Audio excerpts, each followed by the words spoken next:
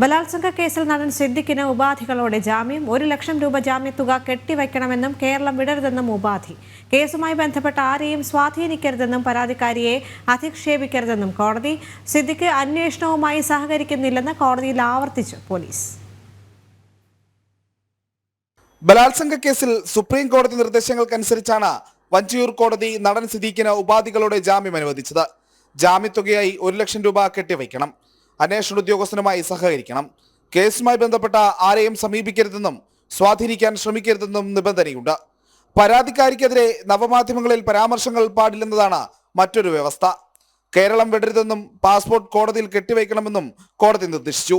അതേസമയം സിദ്ദീഖ് അന്വേഷണവുമായി സഹകരിക്കുന്നില്ലെന്ന് കാട്ടി പോലീസ് കോടതിയിൽ റിപ്പോർട്ട് നൽകി.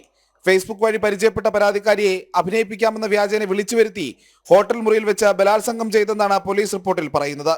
പുറത്തു പറയുമെന്ന് പരാതിക്കാരി പറഞ്ഞപ്പോൾ ഭീഷണിപ്പെടുത്തി. അന്വേഷണ ഉദ്യോഗസ്ഥൻ ആവശ്യപ്പെടുമ്പോൾ ഹാജരാക്കാൻ നിർദ്ദേശിക്കണമെന്നും പോലീസ് റിപ്പോർട്ടിലുണ്ട്.